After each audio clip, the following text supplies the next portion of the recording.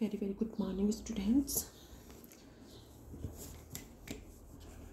D phi upon dt equal to del phi upon del t plus del phi dot q, which is the relation between two time rate of change. Say that local time rate of change and individual time rate of change. Relation between local time rate of change del phi upon del t and individual time rate of change d phi upon dt. Acceleration का derivation find out करना था. Explain the method of differentiation following the fluid to obtain an expression of acceleration. ये important topic है. Acceleration का जो है short question में भी पूछ लेते हैं कई बार.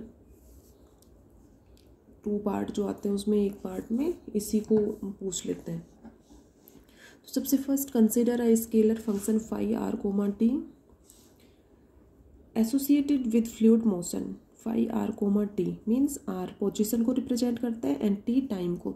तो position 3 rectangular cartesian coordinate axis के अकॉर्डिंगली या 3 डायमेंशनल की बात करें यहाँ पर तो उसके according r x y z का फंक्शन हो जाएगा. Then phi r comma t equal to phi x y z t. We now that d phi upon d t equal to del phi upon del t plus del phi q. ठीक है, इसको del phi dot Q है तो Q dot del phi से भी represent कर सकते हो. Q dot del phi. अब फाई को कॉमन ले लो थ्रू आउट दोनों टर्म्स में से, तो फाई जो है वो रिमूव हो जाएगा. तो यहाँ से डी बाई डी टी की वैल्यू आ जाएगी अपना differentiation of the fluid. D by d t equal to del by del t plus q del. ठीक है, फाई रिमूव हो जाएगा लेफ्ट हैंड साइड और राइट हैंड साइड से. ठीक है, अब एक्सेलरेशन सभी जानते हो क्या होता है. एक्सेलरेशन हिंदी में जैसे इसको क्या कहोगे, त्वरण. वेग में परिवर्तन की दर. The rate of change of velocity are called acceleration. Rate of change of displacement are called velocity.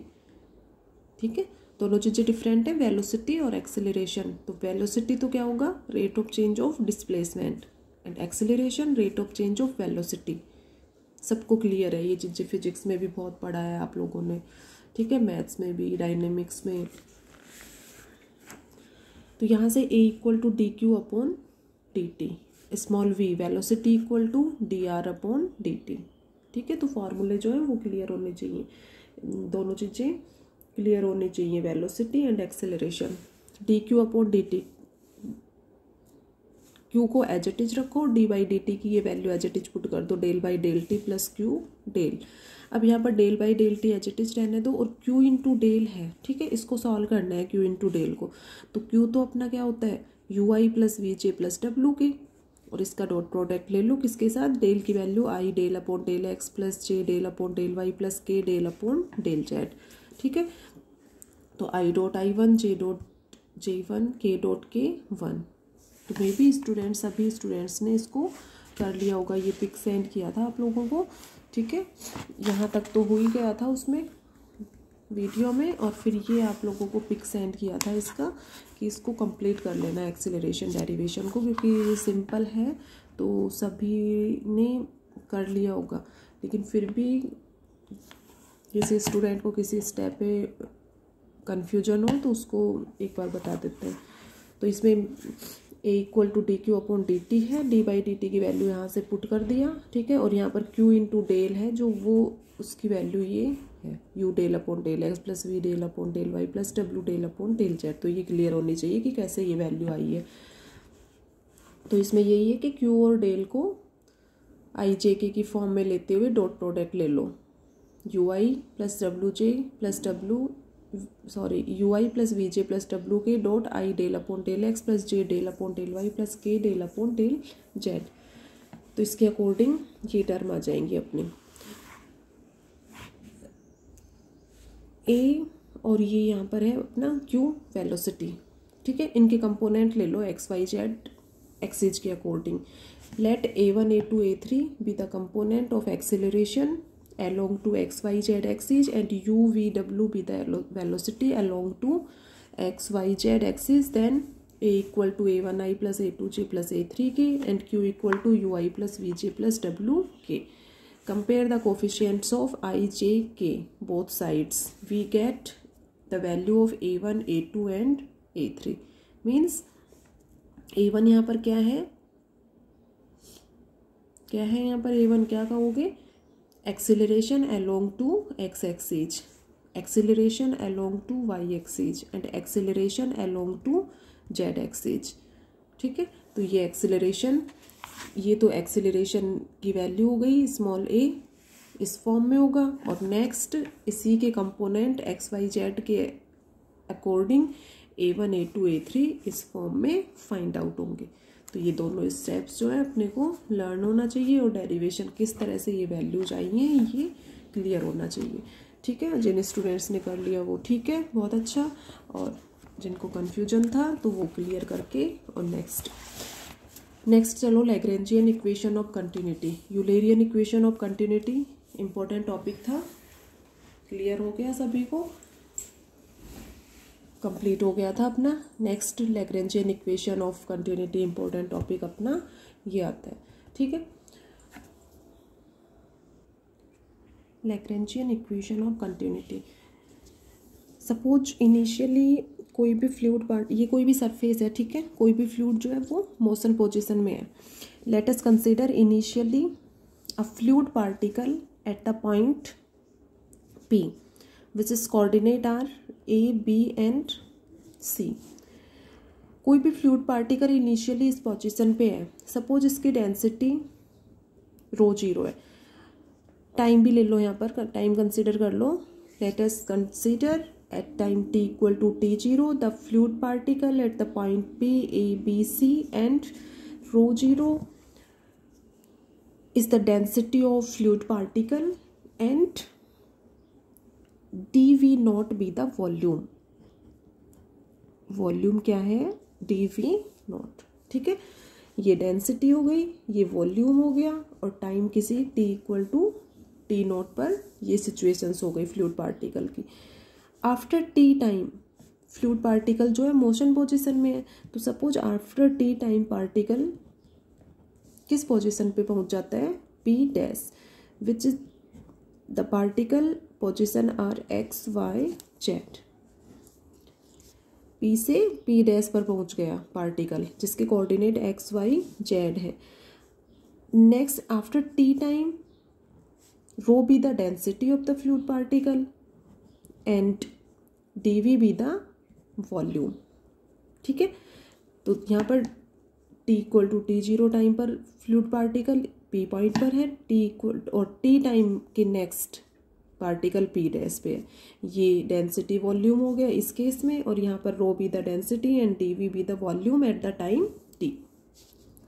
अब आप लोगों को बताया था कि mass can not be created, mass can not be destroy, mass remain unchanged during the motion of fluid particle. कि कोई भी फ्लूइड पार्टिकल यदि मोशन की पोजीशन में है तो उसके अकॉर्डिंग उसका मास जो है वो चेंज नहीं होता. Law of conservation of mass अपना law of conservation of mass के अकॉर्डिंग. तो मास अनचेंज्ड रहेगा. Then suppose at time t equal to t0 m1 be the mass of this fluid particle and m2 be the mass of this fluid particle. Mass be unchanged या mass cannot be changed or mass remains invariant under the motion of fluid particle. Then we say that m1 equal to m2. m1 equal to m2 mass को किससे represent करते हो? Mass rho into dV, density into volume. ठीक है, जो भी volume है, यहाँ पर वॉल्यूम क्या ले रहे हो? dV नोट और dV. तो इसके अकॉर्डिंग इनकी वैल्यू क्या हो जाएगी? ये तो हो जाएगा मास डेंसिटी रो नोट और dV 0 equal to rho into dV. ठीक है, रो 0 ये एज इट इज रखो और d volume coordinate A B C है तो इसके अकॉर्डिंग ये हो जाएगा volume V A B C rho D. इसके कोऑर्डिनेट क्या है? X Y Z. ठीक है, ये डिफरेंट है ये. तो यहाँ से ये हो गया DA DB DC equal to rho d x d y d z. अब यहाँ पर ठीक है, यहाँ तक इजीली डेरिवेशन है। अब यहाँ पर एक जो ये स्टेप है वो इम्पोर्टेंट है अपने यहाँ पर, d x d y d z, इसको पार्शियल डिफ्रेंसिएशन की फॉर्म में रिप्रेजेंट करना है अपने को। ठीक है, we represent d x d y d z in the terms of partial differentiation, then we take d x d y d z equal to del x y z. Comma नहीं लगाओ तो इसको इस तरह से भी ले सकते हो, एक्स वाई जेड। ठीक है, एक ही मीन्स है, upon del a b c, इसको ए बी सी के रिस्पेक्ट में पार्शियल डिफ्रेंसिएशन करें और ये हो जाएगा D A D B D C या डी ए बी सी, इस तरह से भी ले सकते हो इसको, एक ही बात है, डी ए बी सी। इसकी वैल्यू, इसका वैल्यू क्या हो जाएगी, d A D B D c. ठीक है, तो d x d y d z को पार्शियल डिफ्रेंसिएशन की फॉर्म में इस तरह से इसको रिप्रेजेंट किया, del x y z upon del a b c d A D B D c. तो यहाँ से ये लेफ्ट हैंड साइड क्या है, rho a D B D c. तो अब ये d A D B D c, ठीक है, दोनों left hand side and right hand side से रिमूव हो जाएगा। Then we get rho zero equal to rho into del x y z upon del a b c. This term is known as Jacobian j. इसको किससे represent करोगे, capital J से। तो यहां से इक्वेशन आ गई, rho j equal to rho naught which is the Lagrangian equation of continuity. Rho j equal to rho naught, Lagrangian equation of continuity. अब यहाँ पर थोड़ा सा जैसे इसको एक्सप्लेन करें, आप लोगों को इतना ही करना है, बहुत ज़्यादा डिटेल में नहीं जाना। नेक्स्ट एमएससी फाइनल में जो है उसका इसका जो है इसका जैकोबियन क्या है, इसको कैसे रिप्रेजेंट करेंगे, क्या डेरिवेशन होगी, उसको डिटेल में करोगे। यहाँ पर थोड़ा सा मैं एक्सप्लेन कर दूँ कि जैकोबियन की इसको जे से रिप्रेजेंट कर रहे हो, इसका वैल्यू क्या होती है, जे इक्वल टू, इसका मीन्स क्या है यहाँ पर, इसका मीन्स है del x upon del a del y upon del b del z, del x del y del z ले रहे हो तो नीचे सेम रखो ए और ये भी ए। ठीक है, del x del y del z upon del b del x del y del z upon del c, ये इसका वैल्यू होती है। और जैसे अब इनको चेंज किया है तो इनको तो सेम रख लो, del x del x del x, और ये चेंज ले लो, del x upon del a del x upon del b del x upon c, del y upon del a del y upon del b del y upon c, del z upon del a del z upon b del z upon c. तो Jacobian जो है वो इस determinant के according इसको expand किया जाता है या इसके द्वारा इसको रिप्रेजेंट किया जाता है। तो यहाँ पर लैग्रेंजियन इक्वेशन ऑफ कंटिन्यूटी किसके इक्वल आ गया, रो j equal to rho not.